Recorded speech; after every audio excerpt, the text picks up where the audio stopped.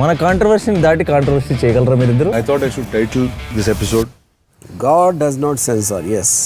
నాకు ఎందుకు సార్ బాబులు చేసేటప్పుడు ఇలాంటి మంచి కామ్ ఆఫీస్ ఎందుకు లేదు మాకు? అప్పుడు డబ్బులు లేదు.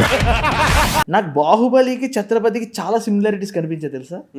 ఇంత సిమిలారిటీస్ ఏం కనిపించారు? ఛత్రపతిలోని బాహుబలిలోని కన్న కొడుకును కాకుండా ఇద్దరు కొడుకుల్ని సమానంగా చూస్తారు.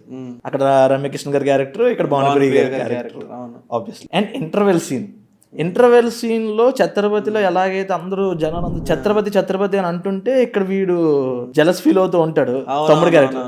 సేమ్ అలాగే బాహుబలిలో బాహుబలి 2 సిరీస్ లో ఇంటర్వెల్ సీన్ అలానే ఉంటది. జనాలందరూ బాహుబలి బాహుబలి అంటుంటే తమ్ముడు జలస్ ఫీల్ అవుతూ ఉంటాడు. అదొకటే కాదు, ఇప్పుడు మనకి ఛత్రపతిలో కామెడీ క్యారెక్టర్ ఉంటుంది, వేణుమాధవ్ గారి క్యారెక్టర్. అవును, వేణుమాధవ్ ఎలా కామెడీ రా బాబు.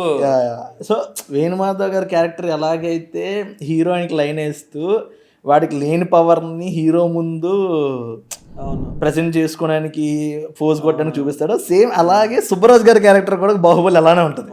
అవును, హీరోయిన్ ముందు పోజులు కొడుతూ హీరోని తక్కువ చేసుకొని తనని ఎక్కువ చేసుకుంటూ చూపించుకునేలాగా. అండ్ ఇంకొకటి మెయిన్ ఏంటంటే తమ్ముడు బ్రదర్ క్యారెక్టర్ ఏదైతే విలన్ క్యారెక్టర్ ఉందో వాడు చెప్పిన తప్పుడు మాటలు నమ్మి తల్లి రమ్యకృష్ణ ఆర్ హియర్ భానుప్రియ ఇద్దరు కూడాను హీరోని చంపడానికి చూస్తారు, లేదా చంపేయమని ఆర్డర్స్ పాస్ చేస్తారు.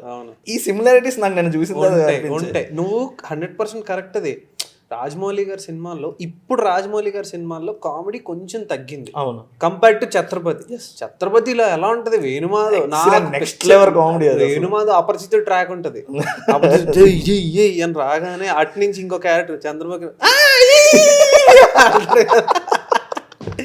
అది నెక్స్ట్ లెవెల్ కామెడీ.